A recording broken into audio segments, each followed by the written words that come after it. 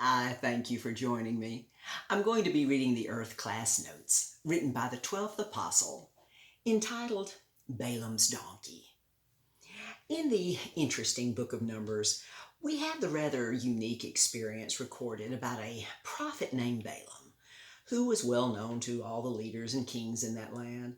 One king named Balak was fearful of the very large numbers of Israelites coming into that land that he greatly exaggerated as, quote, a people that came out of Egypt, that cover the face of the earth and they abide over against. He asked Balaam to put a curse upon this people where we can drive them out of this land, for I believe you can. Balaam told the king's messengers to stay overnight and he would inquire of the Lord about that. But God said to Balaam not to go with the messengers and not to curse Israel, for they are blessed, from the book of Numbers. Balaam then told the messengers that if the king gave him all the gold and silver in his house, that he could not curse the people.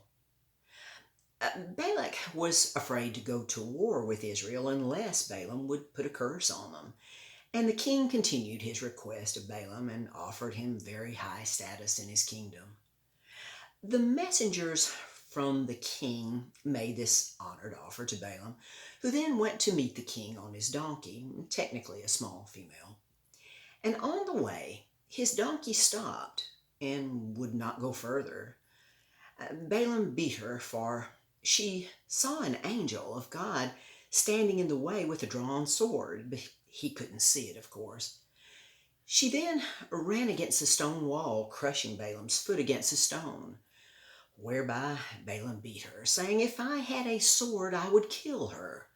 Whereupon the angel began to speak through the little donkey to Balaam, and opened his eyes, where he too could see the angel of God, causing Balaam to very humbly bow down in those most unusual circumstances. Balaam gave many prophecies regarding Israel and warned them for not following all of God's commandments and laws before he went back to his own land. But Israel began to mix with the Moab people in the land and even worship their false gods.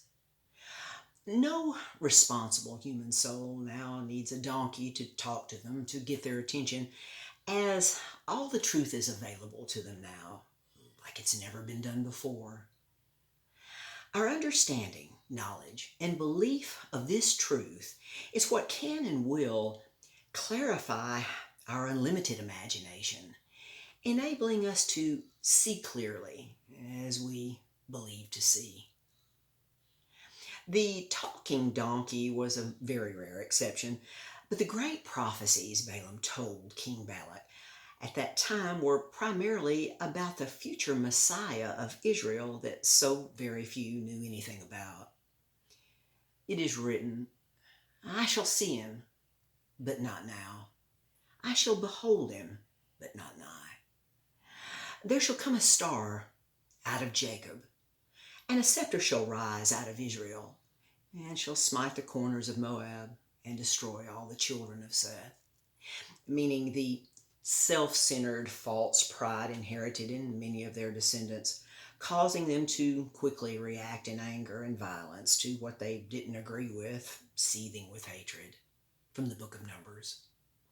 I shall note again here that God's special watcher angel servants analyze each conception in the descendants of Israel throughout every generation on altered earth within the mortal body of each mother, even before the mother knows she's pregnant in most cases. These watcher angels know how to detect the various soul abilities in the conception of a new human that God did not cause, but a mortal man did. May we represent God in our true witness for him through our understanding of him and total love for him, that these powerful truths free us to do. Until next time.